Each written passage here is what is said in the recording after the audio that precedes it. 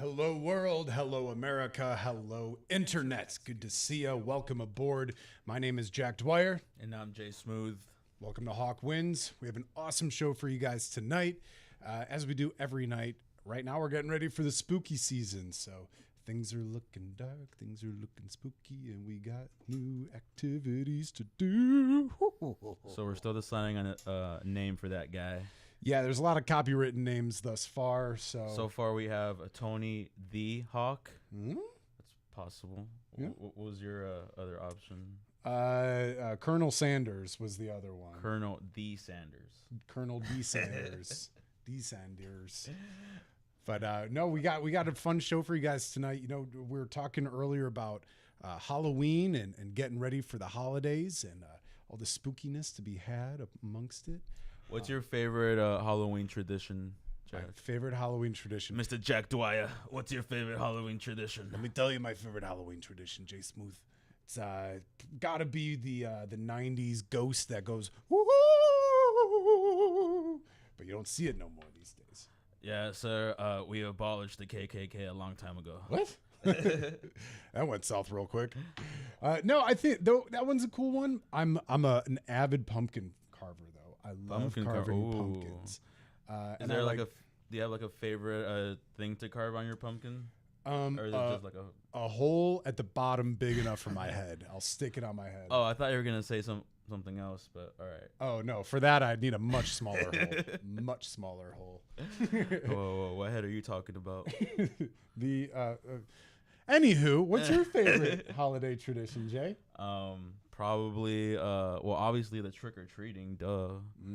There's like nothing better than free candy from strangers. What's do you ever pull tricks on people when they don't get the treats? Yeah, one time I put a bunch of drugs in my candy and I'm just kidding. Hey, I'm going to your house this year. You know, they're always all like, don't take drugs from strangers, blah, blah, blah. Man, I wish strangers would give me drugs. Like, you know how expensive those things are? Right. Only the good kind, though, obviously. Oh, yeah, you know. Oof. But you know, we got a really fun show for you guys tonight. You know, we're getting into the holiday swing. We're getting into the holiday spirit. It's funny, the last like 3 shows that we've had, we've talked about the paranormal. And when we first started out, this show is basically a comedic, musical interview platform for artists. And but it's turned spooky very recently. The last 3 artists we've had on, we've talked about ghosts, we've talked about paranormal, we've talked about Halloween, and our guest tonight is a paranormal artist who goes by the name of John Guzman. Everybody, please welcome to Hawk Wins, John Guzman. Hey, how you doing, guys? I'm John G. Bro? All my art you see here was inspired by me living in an actual haunted house. Whoa, hold on. You live in an actual haunted house? Yeah, me and my pops used to like going ghost hunting, so we'd go to cemeteries and buildings, and we didn't know the shit was gonna follow us home. So Over time, you start hearing voices coming out the closet at 3 in the morning, shadow people, balls of light, stuff flying across the room. It got so bad, guests wouldn't even want to come over. Jesus. So instead of getting rid of it, I made peace with it.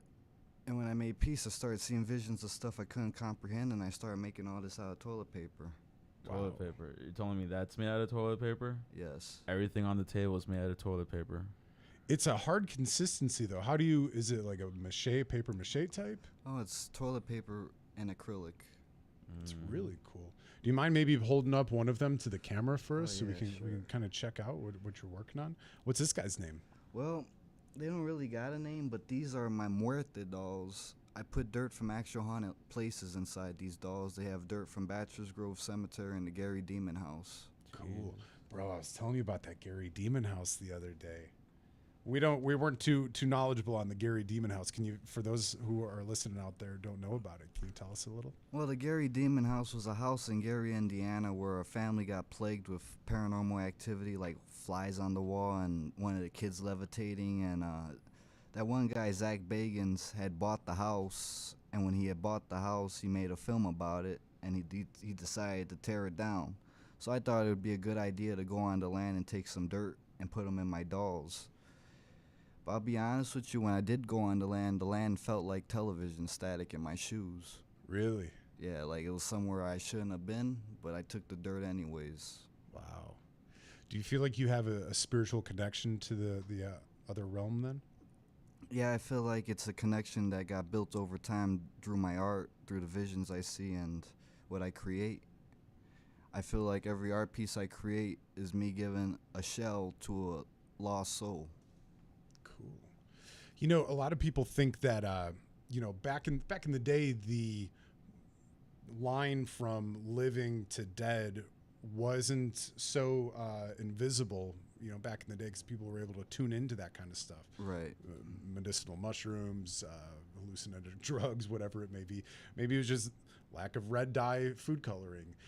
Is there a way that you think people can kind of tune into that kind of that sense of ghosts? Well, to be honest, I believe the modern world has forgotten a lot of old things. And from them forgetting these old things, they don't think these things exist. So, like, you can't tell someone something exists if they've never experienced it. They live in a technological era where none of this stuff exists. So in order to really tap into that stuff, you have to go back to your roots. You have to go back before the technology, and you have to learn things that are unseen. You can't learn things from another person. You have to learn things from the unseen, the divine. Because any word a person says could be baloney. Words are corruptible. So if you connect to the source directly, you're getting pure knowledge. Damn, that's deep. How do you connect to the source directly? It's a lot of work, and it'll make you feel like you're losing your mind. Can you give us like an example? Well, some people do meditation. Some people use psychedelics.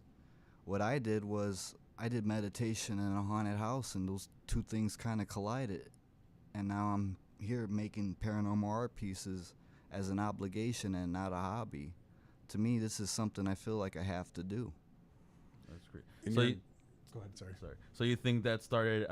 So obviously that started after you experienced these paranormal activities.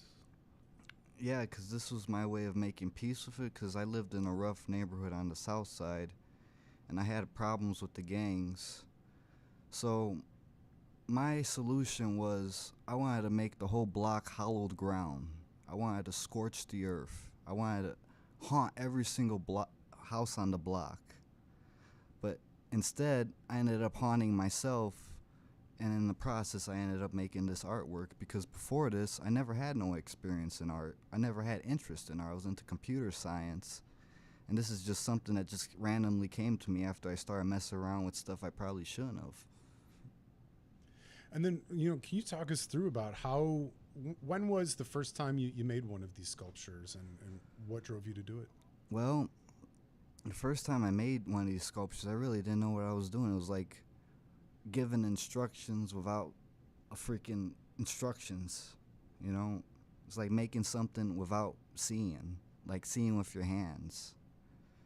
I don't know why I started making them.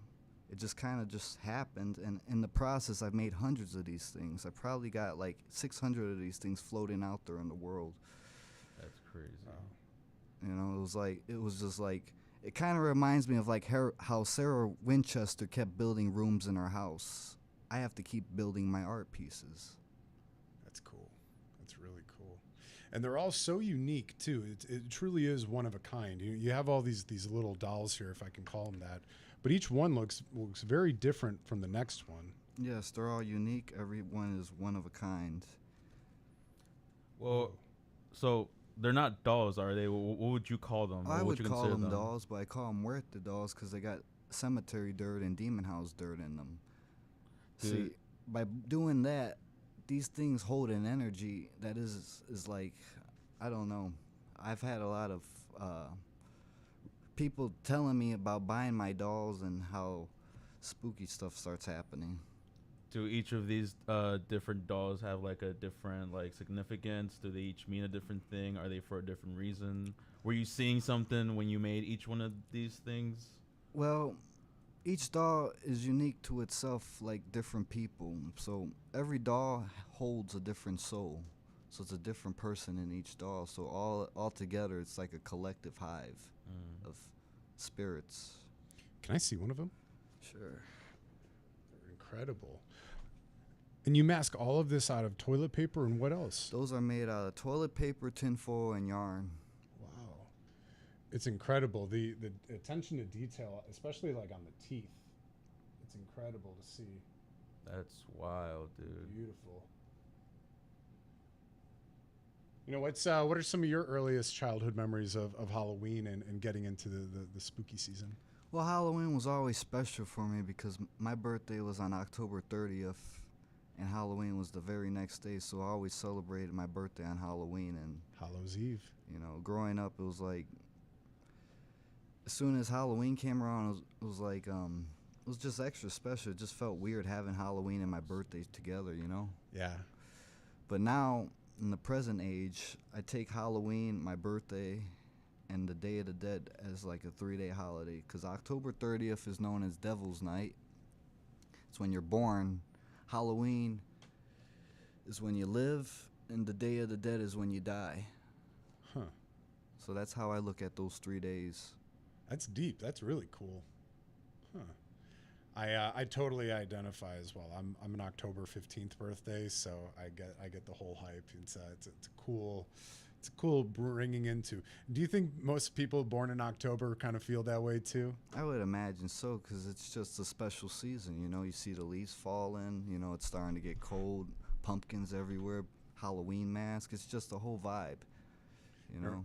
It reminds you of death. That mortality it's due for everybody. So it's good to live life while you got it. And Halloween's always a great reminder for that. Yep, it's our intro to the winter where it is death. You know, coldness.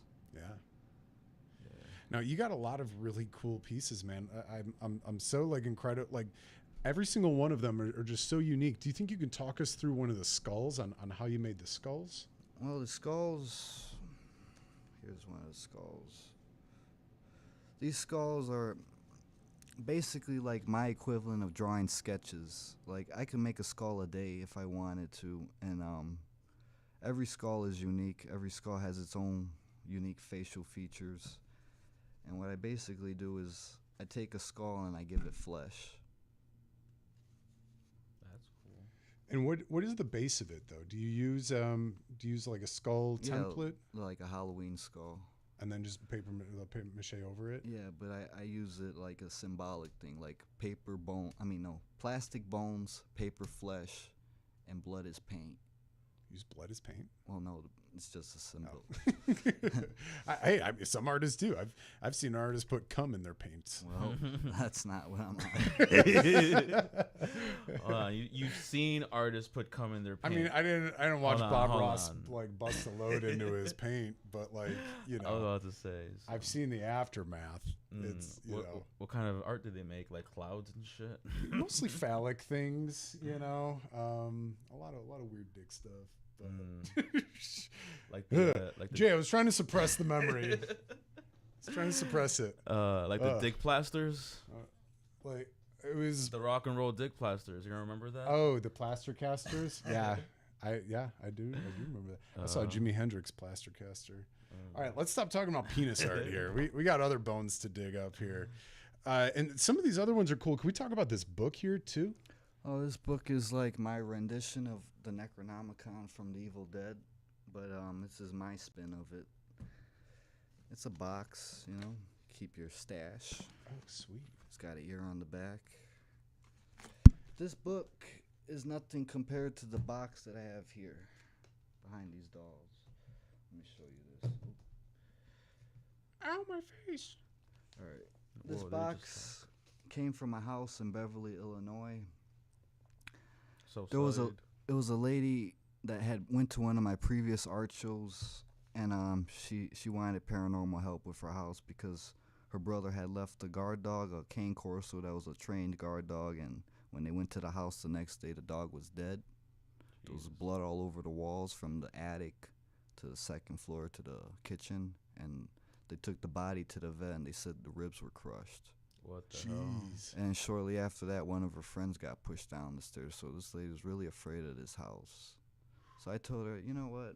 I'll spend the night in that house. I'll take a box of these dolls, because me bringing those dolls is almost like me bringing in my own spirits. It's like sending in the hounds to get the foxes. Anyways, this box You can't make curses without standing on. I was watching Nosferatu the other night. The reason he brought the coffin was you can't cast a shadow unless it's on your own solid ground or something like that. Your birth ground. Sorry, Yeah. I read something like that. So this box is a box of mirrors, all facing inwards, and this is like the equivalent to a mousetrap for spirits. So you leave the box in the afflicted house, and over time something gets trapped in there because the mirrors go on forever, and it just keeps going. Unless you break the box, the thing escapes. So this was one of the boxes from that house where that dog had died, and yeah, I decided to give it a couple faces. It's very cool. You think a spirit's trapped in that right now? I wouldn't put it past it. I've had some weird shit happen. What's the weirdest thing that's ever happened? I've had stuff freaking, like one of my sculptures jump off the table 4 feet. Jesus. Or like in the very beginning when I used to make my sculptures, there used to be a shadow man that would peek from the doorway, and he would just be watching me make my art. Whoa. Where do you normally make your art? I usually make it outside now, but I used to have a room downstairs in my old house where I would just, go into this trance and just make my art. Can you walk us through that? What's your step by step? Do you play some good music? You light candles? Well, What do you do? when it comes to the art, it feels like you have to get to a certain point in your mind where it's like being conscious and unconscious at the same time, and then it's like it makes itself. It's like going into a deep, deep trance, making something with your eyes closed and seeing with your hands. Divine intervention. Yeah, letting it guide you. That's cool. It's like having 2 drivers to 1 car. That's interesting. That's really cool. I had an experience once when I took a tab of acid, and I don't draw for shit, but one time I was doing acid with my homie, and he's a good drawer, but he gave me a piece of paper, and he was all like, just draw whatever, and I was all like, I don't know how to draw, like, how do I do it? And he's all like, just draw, like, let the pen guide you. And immediately I saw, like, I don't know, I was like 18 or 19. I saw like some fucking skulls on the paper, like vividly, like they were right there. And he's all like, you see it? I'm all like, yeah, I see it. He's all like, just trace over it. I'm all like, oh shit, is that how people draw? Like they vividly see it on the paper and they just like do it like with their pencils or whatever. Because that's what I had. I had paper and a pencil. But a lot of artists see it as like a blocking thing. Like if it's there, you just kind of gotta block it out, right? Blocking into sections. yeah, man. Do you ever use like psychedelics to help you with your art? No, because I feel like every time I would try psychedelic, I change. I feel like it changes a piece of me, and I'm kind of scared of that shit. What do you mean it changes? Like it changes you as a person? Like something about the psychedelic, afterwards, it affects me. Say I smoke cannabis, the cannabis is now psychedelic. So like whenever I smoke a joint, it's like I'm tripping on acid. That's wild. So I'm guessing you don't smoke weed? No, I do. Oh, you do? Yeah. Do you ever consume while you make All the time. yeah? It helps me get into the mold. Yeah, same. Right. Man, I would love to be a fly in the wall when you're making these. It's really incredible. What are some of your biggest inspirations when you first started getting into it? Did what research did you do to come up with a lot of this? Well, when I came up with this, it wasn't so much about researching it. I wanted to figure out why was I doing this. So I went through several different cultures like voodoo, Satanists, Santeria, all types of crazy shit. Because I wanted an answer. I wanted to see if there was anyone else doing what I was doing. And I couldn't find it until I came to my own conclusion, which was like a month after I had done a show with the Satanic Church. I did a show called The Witches' Sabbath, and in this dream, and a month after I had that show, I had a dream. I was in a temple, and in this temple, there was a Grim Reaper. And the Grim Reaper told me, the power of the Satanist is nothing compared to the power of the ancient, that I have to return back to my people in Mexico, that the visions I saw was me looking through its eyes, and that all my art pieces were its children, and that was the Santa Muerte. That's wild, man. So from that point, I recognized these as all her children. That's cool. So you're making her children? Yeah, so that makes me the dad. So you're the dad of the.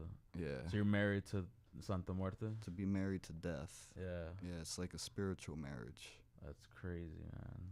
So you do come on your paint. No. I'm kidding. That's cool because like people associate death with it being like a bad thing and like worshiping death as being a bad thing, but that doesn't necessarily mean it's a bad thing because like just death is a state of being that we all have to go through. You know what I mean? Or I don't know if you want to call it a state of being, but like it's a thing that we all have to go through, and Right. to want to celebrate it, I don't think it's a bad thing. You know what I mean? Like, Well, the way I look at it is people can always say there is no God or there is no devil, but you can never say there is no death. that's true. Death is something that exists. No matter what religion you do. Right. You did a show with like the Satanic Church, you said? Yes. Do you know much about Satanism? Somewhat. Are you a Satanist? No, I mean, I'm not a Satanist. My beliefs are way different from them. I was just trying to find out, like, what the hell my art was, you know? Because I went to the Satanists thinking that they were killing goats and shit, but they weren't. No. They're atheists. A lot of people have that misconception that like Satanists are over here like, you know, murdering people and like killing goats and like eating children and all that shit. Yeah. But you know, I don't know much about the Satanist like religion, but I do know that they're a lot about like, I guess not necessarily worshiping It themselves, but it feels like, a lot. It feels a little political to me, so I don't really dive into that stuff. yeah, I guess if you go into like the deeper end, but like for There's the some most interesting rules about it. I looked into it too, and it's a lot of like self-care and self-love. I'm like, I think I might be able to get on board. Yeah, for the most part, I feel like it's like just, you know, I guess worshiping yourself maybe. Yeah. You know what I mean? Like, yeah. Well, to me, that's what death is, to worship yourself, because you're going to die one day, you know? What you going to do? You're going to live like you got to live like every day's your freaking last, because if you don't, life's going to pass you up.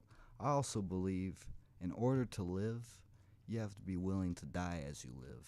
That's true. That's very true. You go through several deaths as you live, and those deaths are what teach you the lessons that you need to learn to carry on in life. In the words of Tupac, you live by the gun, you die by the gun. Yeah. Fucking crazy. Do you have, okay, here's a fun question. If, let's say, money wasn't a thing and you knew you were about to die in the next 24 hours, how would you spend your last 24 hours? I would probably just spend it with my family. Yeah, the ones you love? Yep. Pretty much. Like, what would you guys be doing? fucking enjoying our last hours together because I'm about to kiss the fucking dust. True. Do you have a last meal that you would eat? Shit, let me get a fucking deep dish Chicago style pizza. That's your thing? Hell yeah. True. Do you have? I bet a guy like you's probably got a pretty cool will. Do you have any sort of will or plan for when you do die? What you want to do to your body and your belongings? I never really thought of that, but I know when I do die, I'm probably going to be surrounded by my fucking art. Like, I'm going to be seeing them in face to face. You know, that'd be our reunion. Yeah. You know, they say like when you die, you release DMT from your brain and stuff like that. Yeah. So it's not that far fetched for people to see, like, you know, if they were artists like you, to see like their sculptures and stuff, and pretty much anything that they saw meaningful to their lives and shit. Yeah. It's your life flashing before your eyes. You know. Yep. Your life, your kids, It's everything. your art. It's so interesting. And then you see your wife, death. Yep. Holding embrace. Man, I just have so many questions, and these guys behind you here, up on the stage, I wonder, I could maybe go grab them. I was hoping maybe we could talk about these guys too, especially, and your little dog too. Is it cool? I'm gonna go grab Yeah, him. go Yeah, ahead. dude, go ahead, man. These guys are so cool. I think we got to talk about them. Got to. Here, hold on to my doggy. Hello, doggy. I keep grabbing these guys by the yoo-hoo, but Hey guys, I found a doggy. I found a little baby doggy. You and your little dog. A little baby doggy. Shit. do you have names for any of these guys? No, I just call those my soul children. Your soul children. Like Call of Duty. More like I would probably say like Chucky. We'll be friends forever. Wanna play? Wanna play? They're so intricate, John. They're so cool. How do you get the skeletal frame for them? Because I can see they move. You gotta go back. Well, those were Halloween skeletons that I added meat to. So I give the plastic bones paper flesh. They're incredible. The detail on it is so cool. The teeth. How do you get the teeth too? Oh, the teeth are just bits of plastic that I mold or, just hot glue in. It's kind of like wood. And the eyes are doll eyes, and the horns are made of tinfoil. I think that's the scariest part of them is the eyes. They're very human-like. They look like Satan. Well, some of the eyes on my sculptures move. Do they? Yeah. Do you have any of them here? A lot of people say this thing, the eyes move on the staff. Point it to the camera. You pull it up towards the Closer. camera. Oh, more closer? Yeah. It's a little bit, How's that? a little bit further. Further back? That's good. That looks okay. Yeah. That's wild, man. That detail on that is crazy, dude. Well, it's like making something you don't know what the hell you're making until it's made. That's true. Do you have a favorite piece? Favorite piece? I really like these dolls. They are really cool. Yeah, these dolls are my favorite. I always make them in huge batches. But out of all my artwork, I would say the dolls are the most potent because of what I put in them. Potent as in people are having experiences Yes. after purchase. Yes, I've had a shitload of incidents with these dolls. I bet you get a lot of cool comments and followers. What are some stories that people have come back and told you about them? Oh, well, there was one where I was speaking to this lady in Florida, and she's a baroness in voodoo. And she was telling me how she bought 2 of my dolls, and she keeps them in these buckets called death buckets, and she feeds them raw meat and blood. She feeds them raw meat and blood? Yeah, What the hell? that's so the spirits could eat. It makes them more potent. Mm. What other kind of stories are coming back from them? I once gave a doll to a friend of mine's who was a witch, and them and all their roommates started having the same nightmare, and they all started seeing shadow people, and they urgently wanted to give me the doll back because they were going to bury it by Lake Michigan. Jesus. Did they say what kind of dreams they were having? Very, very bad dreams. Let's just say that. Sheesh. Now, do you know what dirt is in each one? Do you label them? Yeah, I've actually I took dirt from Bachelor's Grove Cemetery, the Gary Demon House, and then I got dirt from various other cemeteries in other states, such as the Appalachian Mountains and New Orleans, and I also mixed it together and threw it in these dolls, and they told me that's something I shouldn't have done. Sheesh. There's a lot of scary shit out in the Appalachian Mountains, man. Yeah. Mixing all those dirts together kind of makes them a little radioactive. Damn, for real? Yeah. That's crazy. Wild. So if I ate one of those, I'd probably get radioactive poisoning. I don't know if you're eating it, you might get haunted. I'll get possessed. Would need it. Damn, bro. It's like a real life Chucky. Basically. Oh, shit. Do you do any sort of ritual around it before you Well, seal the deal with him? I like to blow smoke in its face because I feel like the action of me blowing smoke in its face is like me breathing it breath, giving it breath. You know. So that's one thing I like to do with these Like, dolls. You give it life Yeah. with that breath. It's cool. It's really cool. What kind of smoke? Is it like weed smoke? Pretty much. Yeah, So weed again- smoking, and sometimes you like Palo Santo or Copal. So they come in peace, pretty much. Yeah. Very cool. Oh man. What's the most scariest like paranormal thing you've experienced after you started making these things? Fucking, let me think. Well, when I was in my old house, paranormal shit would happen all the fucking time, but I was at peace with it. So it was like all this shit would be happening around me, and I would just be comfortable with it. Shit would be moving, be hearing voices, shadow people. We're just fucking chilling, you know. Come on, sit down, smoke a joint with me, Shadow Man. That's how it was. Did you ever talk to any of them? Kinda. What they say? You know, I talked to them when I got jobs for them to do. What kind of jobs? Just, you know, stuff. Like you would use them in like rituals and shit. I don't really do rituals. I don't do prayers because I feel like if you do rituals, prayers, and summon stuff, you owe them. They come on their own. You're just chilling. That's interesting thought. What do you think is your favorite scary story or ghost story? Scary ghost story? Fuck. I like anything that comes out of Mexico. Like, I feel like ghost stories from, like, Mexico are, like, extra fucking creepy. You think La Llorona is real? Yeah. I fucking dated one. For real? Yeah. What is that? What is that like? And also for the viewers who don't know what that is, can you fill us in?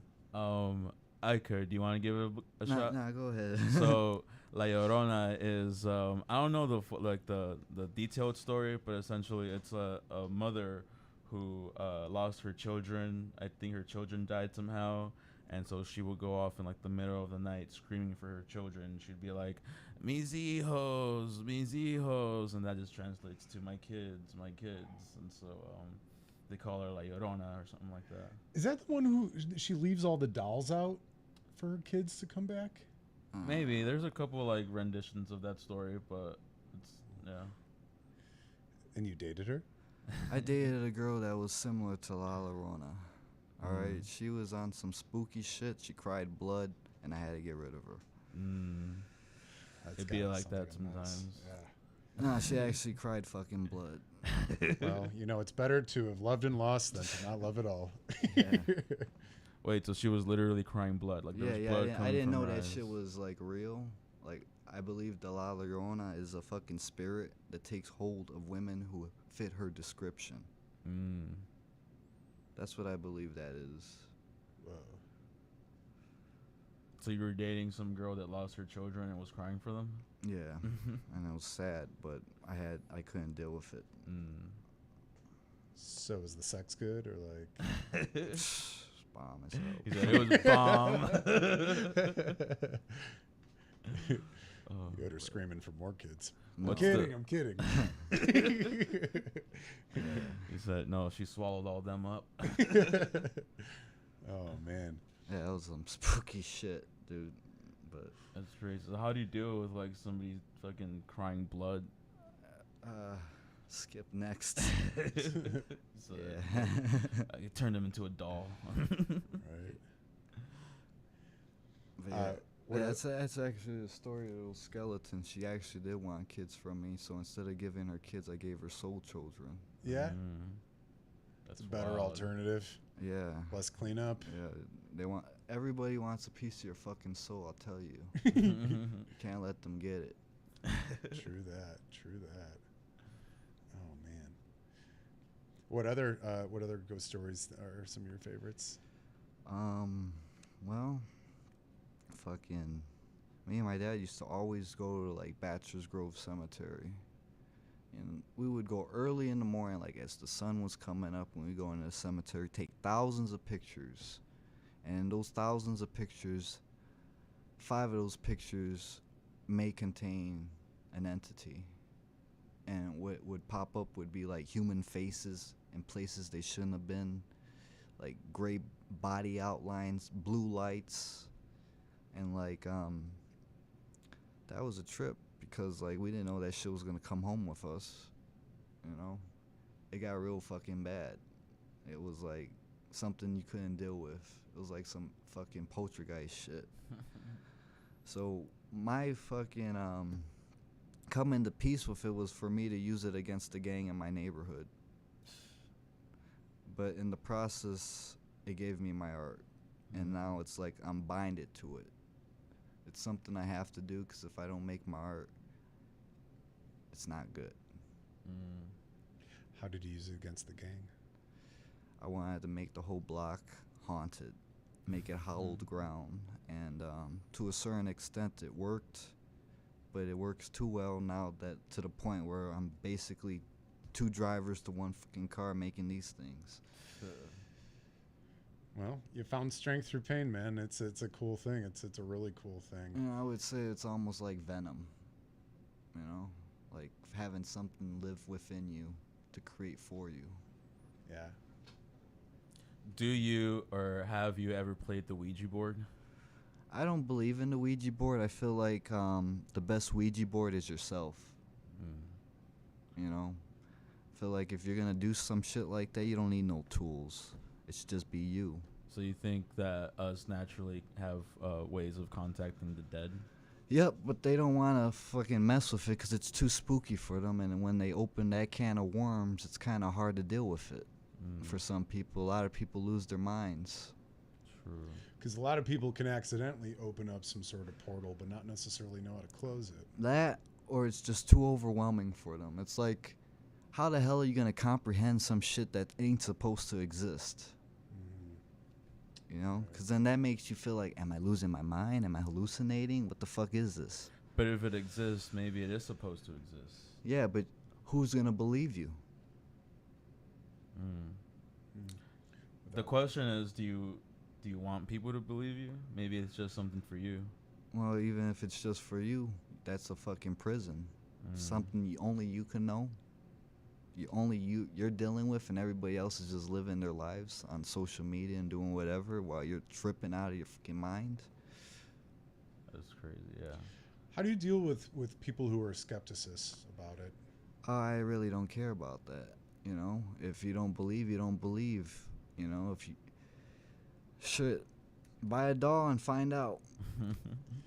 And for those who want to buy some of your merchandise, where's the best place to buy it? You could directly message me on Facebook or Instagram at Art by John G or John M. Guzman on Facebook. Also, I know you had a special shout out. You're going to be working a haunted house pretty soon. Do you think you can tell us about that? And obviously, you're saying a lot of this is going to be in the in a booth as well. Yes. I'm going to be working for I'm doing a collaborative art project with a bunch of performance artists called La Casa de Satanas. It's on. Wait, give me one moment. Let me check. It's an immersive haunted house experience where you have to sign a waiver to go in, and it's fun, it's spooky, and you will get dirty. What are some of the worst things that happen in there? You get tied up. You might get some blood on you. You know, you might like real blood? No, not well. Like Who chicken knows? blood? Who knows? Give me one Ooh. second. I'm glad I got my. The haunted house goes sporting one from here. October 24th to November 2nd in Bridgeport at the Co-Prosperity Art Gallery. This year's theme is creature, and I will be working in the haunt during the season, and my art will be a part of the haunt and also be for sale in the haunt lobby. Cool. And can you walk us through? How much are some of your pieces? Well, I usually charge like $70 for the dolls and $60 for the heads. I try to keep it kind of affordable because like I'm kind of a struggling artist, and selling an art piece is like, damn, thanks for the fucking food, you know? Yeah. And if you're good at it too, which you are, you're worth what you're worth, Yeah. Especially with all the detail that goes into it. I know a lot of people, maybe you can touch on this a little bit, of a lot of people like the idea of murderabilia, or things that represent death to be around them. For someone who is interested in your art, how would you encourage them to say that this is the real McCoy? You should buy my piece. I would tell them my story and I would explain the significance of the art piece. But like murderabilia, like collecting like serial killer shit, I don't like that stuff. If that's bad juju, okay, that's you bringing that's real bad shit you're bringing into your house. And I would rather not. I mean, me dealing with spirits is one thing, but They're already that's dead. stained. That's some stained shit. Right, right. I was talking to a friend the other day about there's this museum over by them that has a John Wayne Gacy piece, and we're just like, would you ever like own a Gacy piece? And I'm like, I don't think so. Like, I wouldn't like. Yeah, like why? It's just weird, you know. He also like mass produced a lot of paintings in jail too. This is kind of a weird thing that I learned about Gacy. When he would paint, he would use all the same color. He would make like 10 paintings in a row. Yeah. And then, use blue on this one, use blue on this one, use blue on this one. So he wasn't necessarily like mixing colors. He was just kind of doing like color by numbers thing. But the creepy part is that people were buying this shit. You know what I mean? People were going out and buying his art and glorifying him, which is a crazy thing. I condone you for saying that murderabilia like that is a weird and maybe not such a good thing like, to collect. I know I'm into dark shit, but like there's certain things that you shouldn't be touching. And I probably shouldn't say that because I went on a fucking demon house land, but when it comes to like murderabilia, that shit is stained. You do not want that in your fucking house. You know, the energy that brings could fucking make something happen in your own life that you may not like. You know? Right. It's not good. It's just not good. It's like fucking stained. It's just stained. That's the word to describe it. Stained. And you're really just glorifying somebody who wasn't a good person. Yeah, you're glorifying some guy going out there and murdering a shitload of young boys and saying, "Oh, look at his art piece." Like, Right. what the fuck? Right. Like, what if that was your relative? What if that was your son, your nephew, your whatever the fuck, you know? Right. You're absolutely right. Yeah, it's a weird thing. You know, you're buying art from someone who probably would have fucking killed you too. Right. Yeah. Whoa, it's heavy. Whew. You into any like weird? What am I trying to ask here? Are you into any conspiracies right now that involve death or murder or anything? We were talking about the smiley face killer the last episode, and Well, living in the South Side, you see a lot of death. I've seen a lot of death on the South Side, and a lot of times it's like shit gets overlooked. When you go down south, where I'm at, nobody really gives a fuck. You could be like, the killer's right there. The fucking cops would be like, where? You know, so conspiracies, I don't even think you need them. Just go outside and look around. You'll find what you're looking for if you look hard enough. True. yeah. Any like folklore that you believe or don't believe in? Folklore, like, Do you believe in Mothman? Do you believe in the Jersey Devil? I think all that shit may possibly exist. It's just, it's legends. A lot of legends are based off of something that may have been real at one point or not. Maybe Jersey Devil did exist. Maybe it's dead now. Who knows? Mothman, the same thing. I know I've heard of the Chicago Mothman. And, or like a big one is the rake? That pale humanoid thing that runs through the forest? Well, I don't think I've heard of that. What is that? It's like a fucking humanoid alien looking thing that crawls through the forest and it has long ass nails and it rips people apart. The rake? Yeah. Sheesh. I haven't heard of that one. I believe something like that may exist. Sounds like Slenderman. Yeah, right? But Damn. when it comes to like cryptids and shit, I think it's a possibility. I mean, who's really out there looking? Some people are. Right? That's true. Like some people, they found Bigfoot. Where? I think Allegedly. that's true. Allegedly. Allegedly. There's a couple accounts. I don't think Bigfoot's real, personally. I think that the Jersey Devil's real, but I think Bigfoot, they would have found him by now. I think a lot of shit exists underground. What about Sure. leprechauns? I believe in leprechauns. I also believe in elves and fairies, too, so my credibility might not be that great. it comes to stuff like that, I kind of believe that shit exists too. Because in Mexico, they got these things called duendes. The gnomes. Yeah, they're like little elves and shit. What are they? Can we pull this up? They're gnomes, dude. Are they actual like creatures? Yeah, I think so. Let me see if I can pull it up. But what were you saying about that?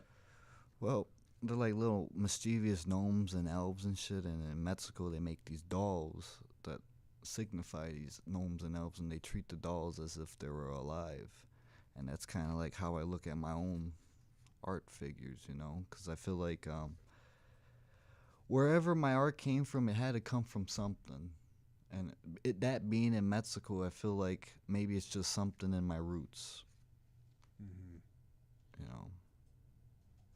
It's cool because Mexican culture on death is such a beautiful thing. It's very admirable, and I think a lot of the world can learn a lot from viewing it. You know. Yeah.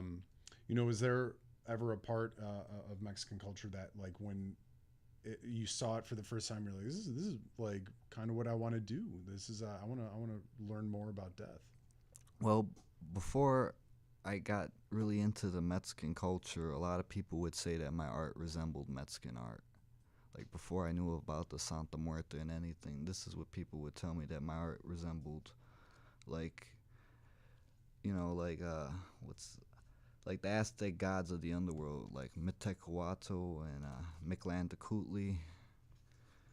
And the statues of those Aztec deities kind of resemble my art pieces in a way, too. Yeah, they're incredible. They're so cool. Wow. Are we pulling up the elves here? Because I've seen stuff that, because when I saw your shorty figures, I was your Death Children, I was immediately thought of the little gray aliens that they found. I think I think they found them in Peru. Yeah. Where they're like 3 feet tall, large heads like that, big eyes. Yeah. You know, I think it might be ignorant in a way for some people to say like some of that shit doesn't exist because it's gotta, you know what I mean? This is too big of a universe for something to like not maybe pass through. Well, the way I look at it, everything that has happened or will happen has already happened. Mm-hmm. You know, everything that exists or doesn't exist, it exists in some form. Time is linear. Yeah. Time is linear.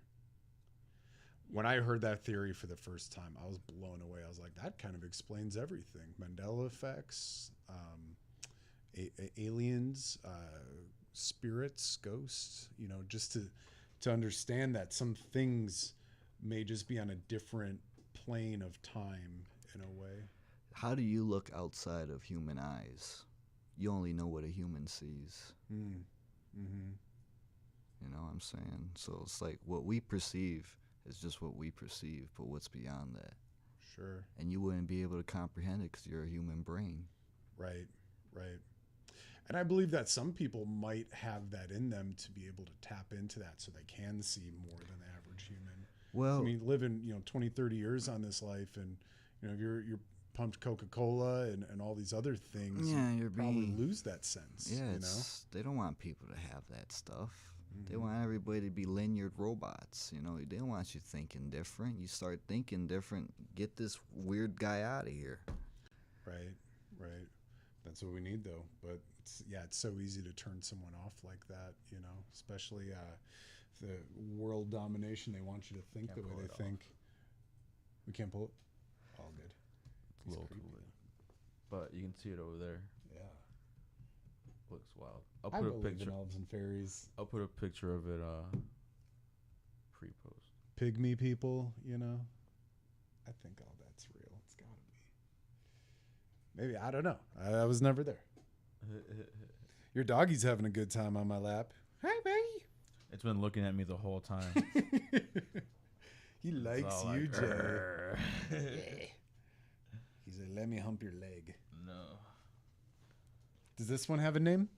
I really don't give my sculptures name. I leave that up to the people who buy them. It's like adopting a pet. Oh. Some adopted pets come with names. Whoa. His eyes are glowing. You see that? They're glowing in the light.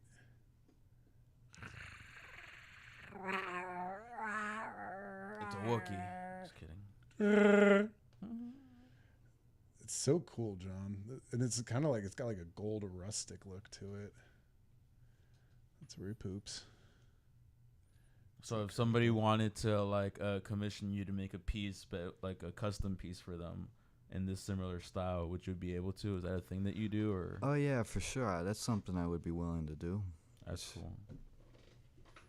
How do the commissions work? Do people just message you about it, asking for certain things? And they can message me, ask me about like something they want me to build, and then we could just negotiate the price from there.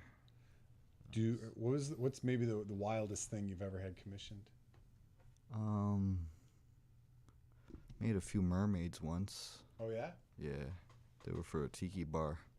Nice. And that similar style? Yeah, That's similar cool. to that fish that was. Oh yeah, that fish. This one. Here you go. It's so cool. Looks like a swimming iguana. So there's a fish. It's a merman, Jay. Oh, it's a fish. This is what mermans look like. Not sexy. No, I think mermaids were mostly manatees, but like if you're out at sea for that many months, you'd probably fuck a manatee. Anything looks good. I'd stick my dick in that. I'll fuck me a manatee. Just kidding. I don't know. I don't know if you would though. If you're out for that long, woof. But yeah, they'd be all sorts of They be humping out at sea, huh? be humping. Talking about no. It was a manatee. It was a mermaid. Yeah. It was a womanatee. It was a woman, but she had scales. It had tits. It was like the cow of the sea. Yo, are that's so funny as hell, man. Do you study a lot of anatomy, John? A lot of people always ask me that, but I really don't. You hit it on the nose though when you do, man. Yeah, I once had a lady that worked at a morgue tell me that my skeleton looked like the real thing. That's awesome. I'd say That's a it big does. compliment. Yeah.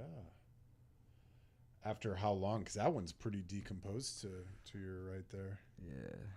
I had another skeleton before this, but I had sold it to Phil Anselmo from Pantera. Oh, really? Did you Yeah. really? That's fucking cool. That's really Yeah. How did that whole thing go down? I met him at a horror convention. He was cool. You know, I know a lot of people say he's racist or whatever the fuck, but he was all right when I met him. I mean, when I first met him, I'm like, who the fuck this guy? Because he had this raspy voice, like, hey, dude, what's up? Like, damn. But then I realized it was Phil Anselmo, and, you know, he was pretty cool. So you met him at a horror convention? Yeah, I met him at Days of the Dead at the Rosemont a couple That's years back. Well, was he like just there like on a fucking booth or something? Yeah, he was there signing autographs and shit, but I guess he was walking around. He had came across my art. Did you have a booth there? Yeah. Oh shit! So he was just walking around. And he came up to you, and what did he say? He was all like, "This is really cool." And Yeah. He said he had a haunted house in Louisiana, and he wanted to buy a couple of my pieces for his haunt. That's fucking dope. Sweet. And he just buy it right there on the spot, or did you have to like deliver it to him? He bought it, Send it to him. and then I had to ship it to him. That's fucking dope. Yeah. So cool. The detail on it is so wild. Can you turn his head so we can see his ear? Like the Oh, ears yeah. look so good. Here you go. You want Ah! Oh shit! to show it to the camera? Do. Yeah, this ear. I keep looking at it, and it's just like it's so. It looks like he's been scorched. It's wild. Jack, I'm open. Just kidding. Whoa. This is what we look like on the inside? Yeah. It's fucking crazy. Kiss him, Jay. Kiss him. Kiss him. Give him tongue. It's cool. Wow. Grr. Very cool. Do you have a favorite horror movie? Well, growing up, I used to watch a lot of Puppet Master. Puppet Master. What's Puppet Master? I don't think I've heard of that. Puppet Master was like about a guy who would make puppets, and he would inject them with the formula of life, and they would come to life and kill people. Cool. Yeah, that movie was the shit. I'll have to check that out. I don't know if I've ever seen it. Here's your head back. If you do you have a formula of life? Like a favorite drink that you like to consume? I like to drink a lot of coffee when I make my art. You know, I'm always drinking like straight up black coffee, or I make my fucking lattes and I just get into it. Nice. Straight caffeine. Hell yeah. I drink a lot of Celsius. You do. He drinks more Celsius out of anyone I know. I think too much, actually. Yeah, it's good. It's good. I get why people like them. I get it. I get it. Well, cool, John. Is there any other things you want to any other things that we want to talk about? You want to touch on before the rest of the show? I'd like to shout out Studio 93 on 93rd, Roman Villarreal, Matt Shapeless, and Aaron. And I would like to also shout out La Casa de Satanas, Amelia, and the gang. Thank you so much for letting me have, the opportunities to do the things that I've done with both of you. Thank you so much. Nice. Oh, and Frank from the Cabin of Curiosity, I like to shout him out too, because that guy, he's the shit. He's the shit. We were just talking about Frank before the show got started. Yeah, that's how me and John met in person. But what's really funny though, and we were talking, John called me yesterday. I'm sitting in my bathtub. I'm floating around. You know me. I'm bougie. and he's like, hey, just want to talk about the show. And we were talking about Frank and how you and I first met. And it was funny because I remember I gave you a lift back after one of the Frank events. And we're just talking. I think we just started talking about Halloween and stuff. And you were like, I have an October birthday. I'm like, I have an October birthday. And you're like, yeah, I do like cool skulls and stuff. I'm like, I like cool skulls and stuff. And we're like, do we just become pals? And we're like, yeah. And then you're like, you played it so cool, bro. You're like, here's my card. And I got your card. I will never forget. You were in the back of my Kia Soul, R.I.P. Pearl. The Flying Skull, as I called her. And it was funny. I looked at your card. I'm like, art by John G. I'm like, that's so familiar. And then like it wasn't until like I got home, or no, I think I knew right on the spot too. I was like, bro, I think I'm following you on Instagram right now. And I checked, and I'm like, sure as shit, like I'm already following you because of the cool work that you do. And I just think it's so funny to come full circle like that, and to meet you finally in person then, and to have you on the show now. It's really cool, man. I tell Jay, we tell all of our guests that sometimes you got to give people the flowers while they can still smell them. And if you appreciate someone's art, you got to let them know, give them that follow. And you never know. One day you're going to meet these people in person, and it'll all come full circle. So, yeah.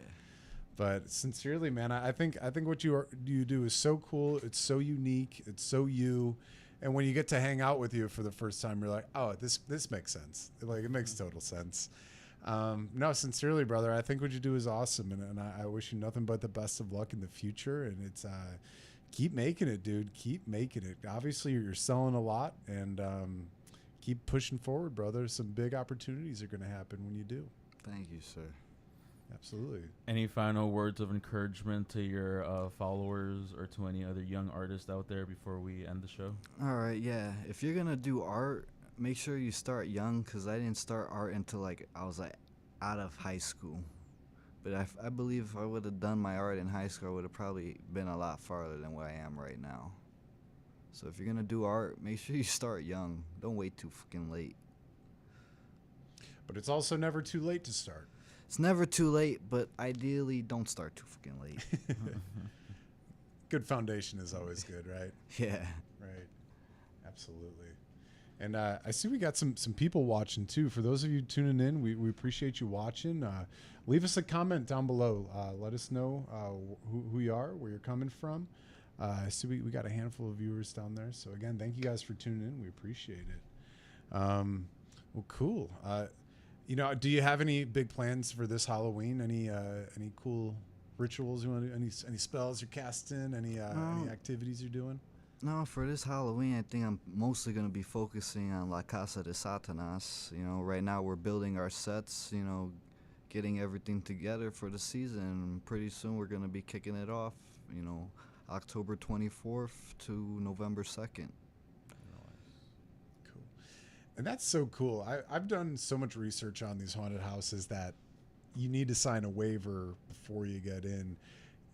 What's something that you would encourage folks to try to get them in who might be a little too timid to do it? Well, if you're too timid for the experience, there's 3 ticket options. There's the voyeur ticket if you just want to go in and watch. There's the regular ticket where it isn't as gritty as it's like as the extreme ticket, and the extreme ticket is like you get the full experience. And what's the full experience? Because I know some people who love haunted houses, and they're like, if I'm not on the verge of death, I want my money back. Well, if you go to the La Casa de Satanas website, you could read the waiver, and they'll explain how you may be touched, you may be tied up, you might get dirty, you gotta wear clothes that you're comfortable in losing, because you might go through some shit. Crazy. I kind of want to do it now. Well, you should. I'll send you the link. I could get you a coupon. And, right now there's a coupon for the haunted house Beast 20 for 20% off. And where is this again? It's give me one moment. I gotta remember. It's at the Co-Prosperity Art Gallery on 32nd and Morgan. 32nd and Morgan. In the Bridgeport neighborhood. Yes. Cool. And you said it is the Casa de Satanas? La Casa de Satanas. The House of Satan, for those who don't know Spanish. I'm learning. Duolingo. Thanks, Duolingo. Yeah, I know Jay's excited about it. His kink is getting tied up, so Wow. I know you might enjoy it too much. Only with silk rope. Can we make the silk rope recommendation? Is there a ticket for silk rope tying? Sure, I gotta ask. I'm sure. Always gotta ask for consent first. I'm sure if you tip Wiggles the clown in there an extra $20, they'll put a ball in your mouth and get you the silks that you need. I'll make sure to wear my assless chaps. Oh, they have a paddle section. Oh. Do you have a favorite genre of horror, John? Horror or pornography? Just kidding. No. Like when it comes to horror, I like analog horror. I like old horror. I like some shit that looks like found footage, like something you might have found in the catacombs or some shit, That's my type of horror. Like those haunted house clips or whatever. Yeah. Like when you see shit falling and whatnot. Yeah, that type of shit, because I've experienced that type of shit. And when I see it on screen, Like I know what that is. Yeah. There's Mr. Shadows again. Mr. Shadows, you joker, you. It's like Blair Witch Project. It's like Blair Witch Project, but you're the witch. Yeah.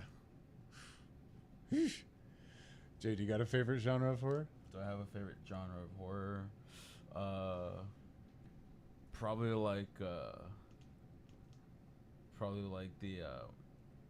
when they're all this is based on a true story type, those not documentary but kind of documentary fucking movies or whatever. Like The Grudge kind of, but not The Grudge. I think that's kind of cheesy.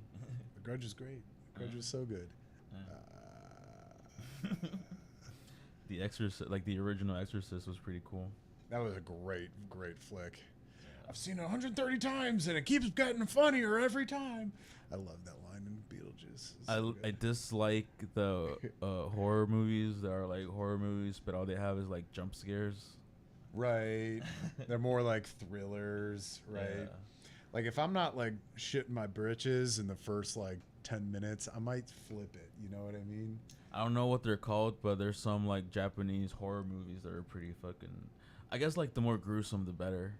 Right. And I like a good scare in the beginning too, to kind of let you know what you're getting yourself into, Yeah. I think it was the last Friday the 13th movie. In the very beginning, there was just 6 deaths, right off the bat. And you're and then Friday the 13th goes across the screen and you're shit, we're just getting started. This is going to be good. The first scene, some dude's getting his fucking head chopped off with an axe or something. You know it's going to be a good movie. You see some boobies, you see a decapitation. You're in for a good ride. Yeah. I like the campy B stuff too. I like anything Svengoolie shows. I'm so into Svengoolie.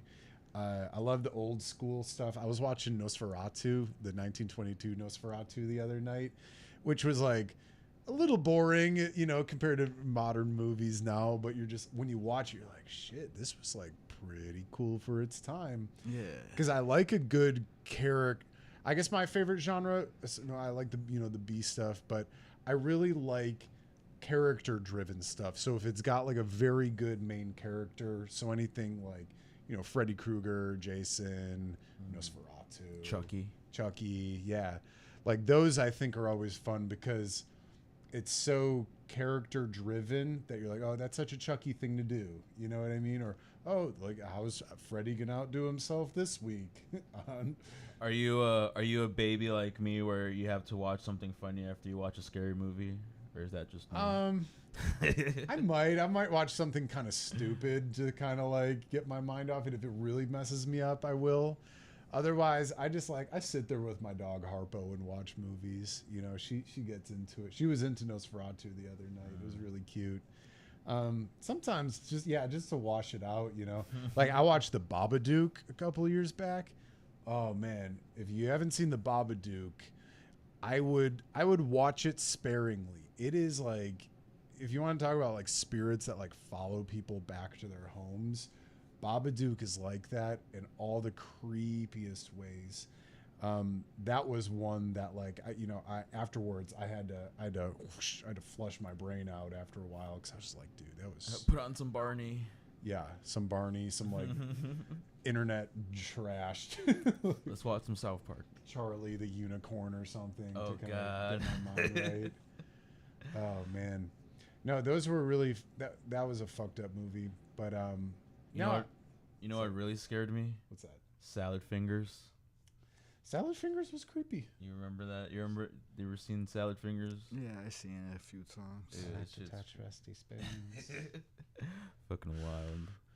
Oh man, you guys see any good movies lately? Any good horror films lately? I don't really watch that many movies.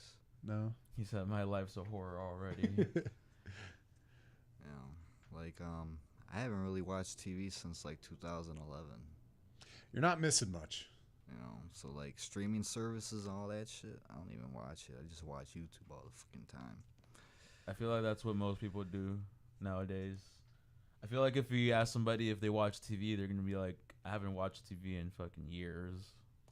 I still watch TV. I like Bunny Ears TV. I still watch from time to time. I don't watch that shit from like 2.5 Men or fucking Big Bang Theory or any of that. I don't watch that because I think it's kind of like, it's all super dull, but a creepy thing about it. Do you know that all of those people laughing on the laugh tracks, they're all dead? They recorded those laugh tracks in like the 50s. Man, you I believe that. Being trapped in purgatory, forced to laugh whenever someone gives a corny ass joke. Right? That would suck. It's a hell on I'd its be own. upset. Your spirit and your laugh is trapped forever. To laugh at corny ass jokes. To laugh at Charlie Sheen and I don't know. It's a weird thing. But yeah, they're all dead. Isn't that creepy? Yeesh. I don't know what's scarier, thinking those jokes are funny or knowing that all those people are dead that are laughing at you. Shoot. Just imagine that. Getting some dead Just people imagine laughs. that. Being stuck just to laugh forever. That Oh. fucking sucks. That's karma for you, baby. Do you know, because I believe in heaven, I believe in hell, I believe in purgatory. I don't know where they are in our plane, because I've even heard the theory that some people claim that we are currently in purgatory. Yeah, I kind of believe that. You I kind know? of think all that stuff is earth rolled into a blunt. Okay? And you living as you smoking that shit. You're smoking hell, heaven, and fucking purgatory all together. You go through hell when you have a bad time. You go through heaven when you have a fucking nice time. And purgatory is just you waiting to die. Yeah. I heard a thing where the reason psychedelics are illegal is because the government knows that when you're on psychedelics, you see the truth. Like, that's how you're really supposed to see the world, when you're on psychedelics. Yeah, I And could believe that. so they made it illegal. I don't so want that you people- seeing that shit. Dude, when I was on psychedelics, I could see like the atoms of every single brick just moving around and wobbling, trying to connect with each other, Yeah, dog. Shit was fucking wild. Like you could see that shit moving, and like people interpret that as like hallucinations and like shit just wobbling. But no, you actually see like the atoms just fucking, going into each other and trying not to like break or whatever. Right. I've seen wood breathing before. That shit's wild. You're like, this was once breathing. It was a fucked up thing. It's so thirsty right now. Water. I need water. Ah. That's what this guy's saying out of the water. It's like, I'm thirsty. Water. Give me some water. Give me some water now. It's creepy. Does this guy have a name? I just call that fish person. Oh or yeah, whatever. you said you let the people decide what they name. Yeah, because like if I name them, then they're gonna be attached to me. I would let the people who own them name them, because then it's like yours. If you were to name it, what name would you give it? Gilman, Gilman? because he reminds me of Creature from the Black Lagoon. That which is one of sounds my like a lawyer favorite name. flicks. Gilman, yeah. Gilman Gilman the and lawyer. Gilman Law. Gilman and Gilman.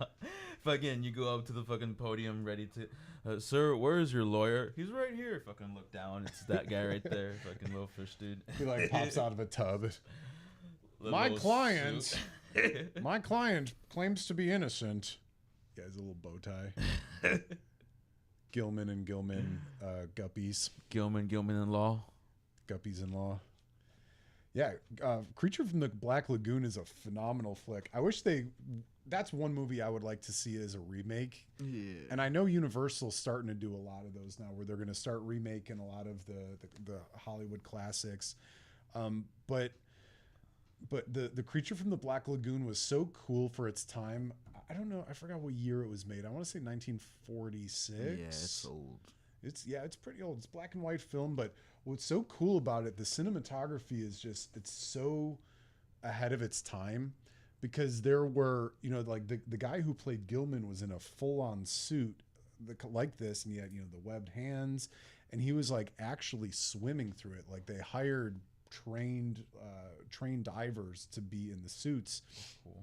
And there are many shots in the film where they submerged the camera in a glass box and they pointed it upright towards, the what do you call that, where the water meets the air, the surface. And they would have, like the creature swimming across the surface. And it's so creepy. Like you watch it now too, and you're like, oh my God, like that's not a person. That's a living, guild breathing thing. If you get a chance, go back and rewatch that movie. You said it was Creature from the Black Lagoon? Creature from the Black Lagoon. If the you 1940s? Yeah, I think 1946. Oh, that's gonna bug It's me. kind of I'm gonna racist. look it up. Just kidding.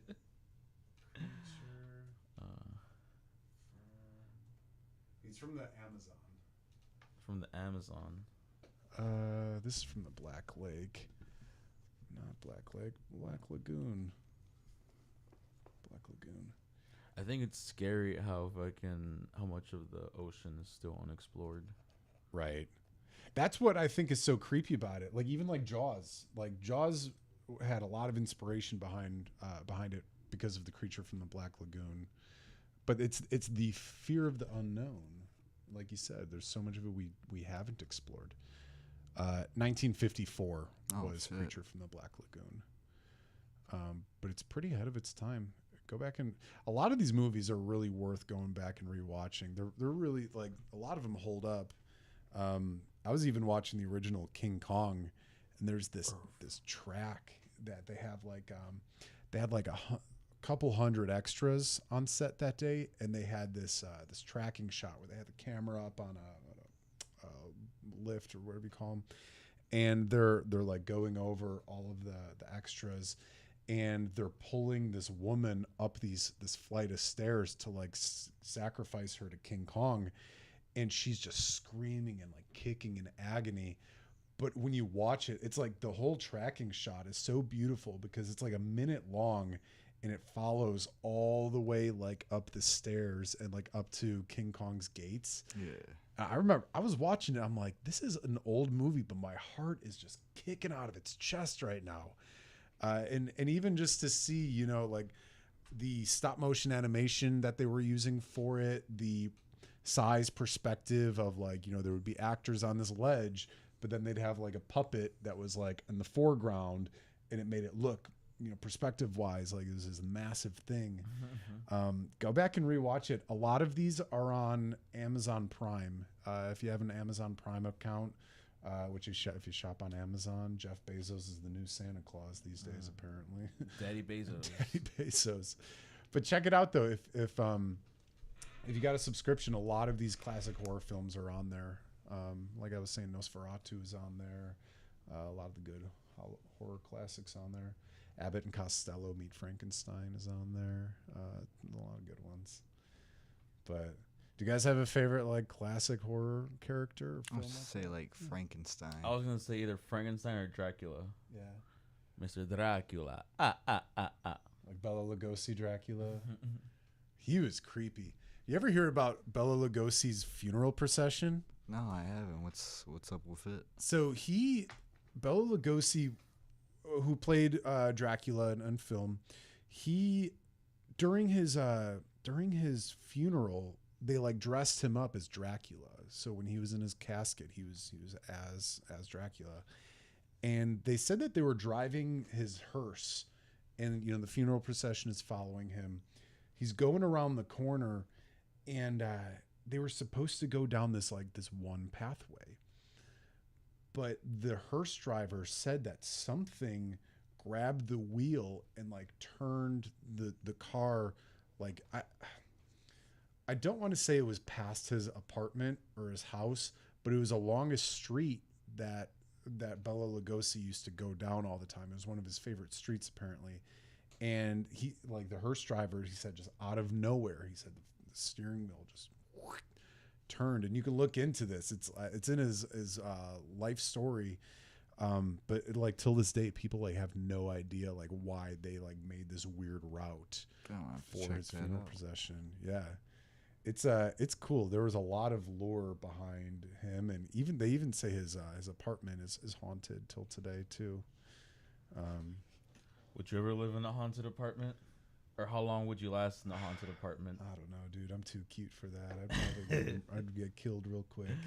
No, I don't know. I'd probably not by choice, but now you know with the way that housing is these days. With this goddamn economy, thanks right? Biden. I'd deal with it. You know what I mean? It'd be like a roommate, right?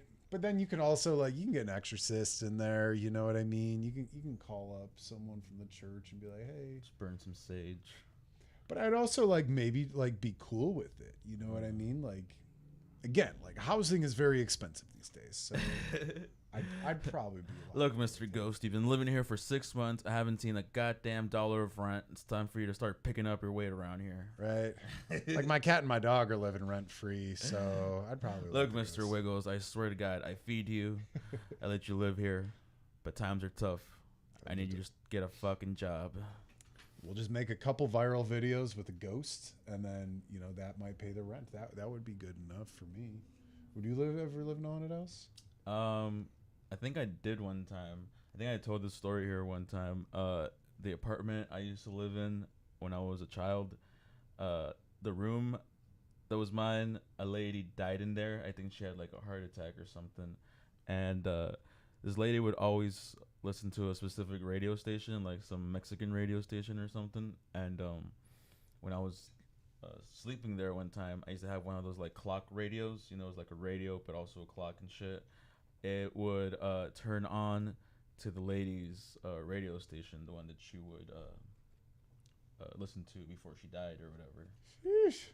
Fucking wild. I believe that. I totally believe it. And John, maybe you could speak on this too. Do you think that spirits have the power to turn on TVs, radios, more so than other things? Well, there was a story in my family that when my father was younger, one of his relatives had died.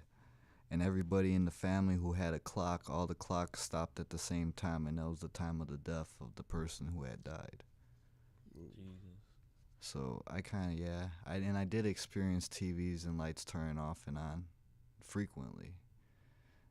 it doesn't really bother me. Like, in living in a haunted house, I wish I could live in another haunted house. I wish Zach Bagans didn't fucking tear down the Gary Demon house, because I would have went up in there and I would have made the best fucking art you'd ever seen. Might have not gotten out of there though, man. Shoot. Well, you said Demon House? Yeah. So it's the Gary house that we were talking about earlier. That some people claim that there's a portal to hell through that house. Oh, in Gary, Indiana. In Gary, Indiana. Very scary Gary. Very scary Gary. I'd believe it, dude. Did you watch that movie Barbarian? I don't think so. So there's this new movie called Barbarian, and it dives into the houses that might have some sort of portal or some weird thing happening underneath it. But it wasn't necessarily demonic, but this excuse me, in the movie Barbarian, it has to do with we're joking about now is like the housing issues. And there was this like one relatively nice house on the block. All the other ones are like boarded up. And in the basement of this house, this man had like kept this like deformed woman in there. And I don't want to give away too much of the plot, but it has to deal with like the underworld. There's caves buried out underneath large parts of America that people like are kidnapping people through. People are like getting are locked up in cages and stuff in underworld America, which I know is a real thing. It's totally a real thing, dude. You go to Vegas, there's people living in there, and if you look at this, I might be segueing here, but if you look at a map of all of the missing people in America, and then you look at a map of all of the entrances into like under earth or underground cave systems, they line up perfectly. So I mean, think about it. The cartel gets through in and out of the United States through like tunnels and shit. Mhm. There's a lot underneath us that we're just not aware of, Yeah, we're not supposed to know about either. Mm-hmm. I mean, people have like full blown like war bunkers underneath. You know what I mean? So imagine all this shit that we don't know about. That's just chilling there. Right. All the illegal activity going on. And even just like, stuff that was there from Prohibition, stuff that people were digging out. I mean, there's still holes being dug right now. The city of Chicago's got one right now, this huge hole that goes from like under the city all the way out to like the suburbs, and it's mostly for like irrigation from what they say. Is water will go through and then like outwards and then fill up into quarries and stuff. But like, who's to say that there aren't trails from that extend into certain buildings? And all I'm saying is, if people who know where these are, if they want to get in and out quickly, they can do so pretty quickly. If I go missing, we'll look for you in the tunnels. Look for me in the tunnels. If you I'm gonna stick were an air tag up my butt. if you were gonna get if you were about to get murdered, how do you think you'd get murdered? Probably a stray bullet in Chicago. Yeah. Probably just some dumb kid who shoots like a stormtrooper. Probably. You think just walking around? Yeah. Get hit by a bullet. I'd be like listening to some stupid shit on my headphones and just catch a stray bullet. It's probably how it'll happen. How about you, John? If you got murdered, how would you get murdered? I don't know. I'm always afraid of being like John Lennon at an art show or some shit. That's my fucking fear. I fucking hate this shit. Like Catcher in the Rye told me to do it. Yeah, some shit like that. That's wild, man. Especially with the religious folks. What if somebody like buys your art and your art tells them to do it? Well, then that's a whole nother fucking story. It's wild. Don't put that voodoo on them now. What did you do to your art? Just kidding. How about you? How do you want to go out? Or how do I want to go out? How would I get murdered? I don't know. I'd probably get kidnapped, and I'd probably start talking shit to the kidnapper. Where instead of him, like, he'd probably just fucking shoot me in the face. Yeah. He's like, we can't access your debit card anyways. Like, joke's on you. You're gonna access a shit ton of debt, asshole. Right. Or I'd be like, or I would pretend like I liked it a little bit too much. I knew you were into that. I knew it. Tie me up harder. Come on. That's as much as you're gonna punch me. Punch me harder. You think that? Daddy. You think that pistol whip hurts? Come on. Do it again. Do it in slow motion. You know, I had this conversation with my girlfriend the other day. I was like, you know, like if I was to get murdered one day, I thought who's gonna whip who tonight? Well, we do behind closed doors our plans. But I told her I was like, if I, because I've acted in films before that where I die on film, and it's always just kind of a funny thing. I think I've died 7 times on film. I think I counted the other day. But I always made the joke. I was like, that would just be really funny to like follow the guy who's about to get murdered by the axe murderer. And I just hope that they have like one of the most like triumphant days. You know what I mean? Where they hop out of the shower. They're good to go. I would just hope that on the day I die, and there's just got to be this scene where I go into my underwear drawer. I'm butt naked. I'm about to put on my drawers. And I pick out my favorite Kiss boxers. It's my rock and roll over Kiss boxers, which are a weird thing because I inherited them from my mother. They belonged to my deceased mother, but now they belong to me, and I still wear them. And they're like 40 years old, but the elastic still holds up. But I would just hope that there would just be like, oh, my favorite underwear, like hold up triumphantly, and then like guitars wail, and like Paul Stanley's like, yeah. And then I put them up, and I'm like, today's a great day to die. And that's how you go out. And then Then you walk out of the street, and some asshole's playing with a gun, and then boop. Yeah. As long as I go out in a bang like that in my favorite underwear, I think I'd be cool. As long as there's Kiss in the background. Yeah, check my drawers when I die. That's all that matters. Yeah. It's in the will.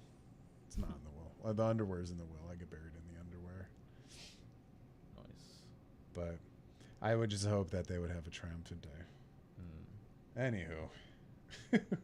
What do you think, you guys? Is it about that time? I think we've been going for about an hour and a half now. Oh, nice. So, having a lot of fun here, man. It has been a lot of fun. Appreciate you having me, man. It's good to see you again. And man, when you fucking hit me up to be on the rails, like, damn, hell yeah. Nice. Absolutely, brother.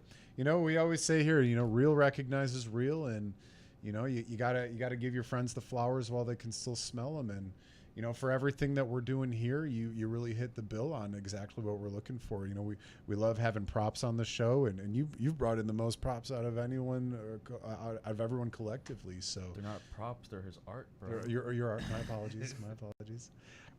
But no, sincerely, John, you know, you're a blast to be around, man. You're a hard worker. Every time we work together, we always have a really good time. And sincerely, brother, I hope nothing but the best of luck for you. And I know you're going to be a success with your art making, and just keep doing it, brother.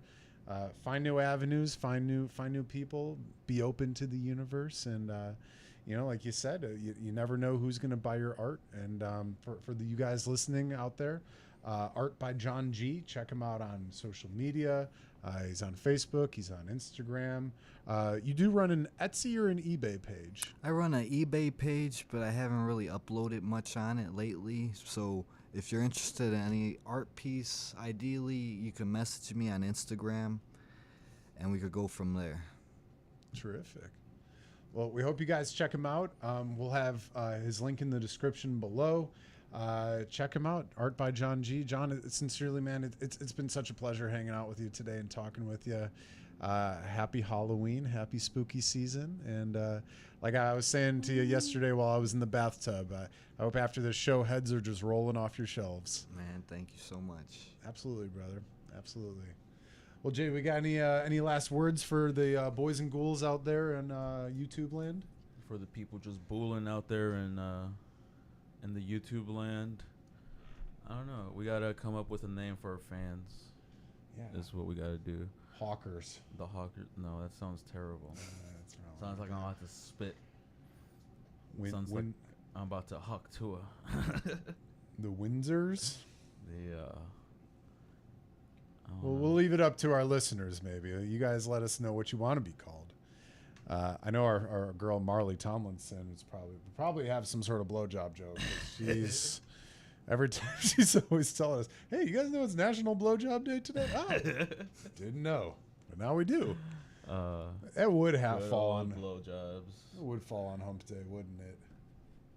Anyways, Well, I wish blowjobs upon everyone tonight. Yeah, that's gonna be our send off to everybody. I hope you either get or give one. give consent to a consent is the biggest thing. If somebody's not into it, don't. No, don't get fired. Don't get HR called on you. No, spread love. Give and spread love. Believe in. Be good to each other. Believe in rock and roll. And have fun above all. You only got one life to live. Remember, it's a short one. And that's what we're here to remind you of with the spooky skeletons. But no, go out there, have some fun. Get your Halloween decorations out. Have some fun with that. And make it a very fun, very festive, spooky season. This has been Hawkwind's Radio Picture Show. I'm Jay Smooth. And I'm Jack Dwyer. Peace. Thanks for joining us.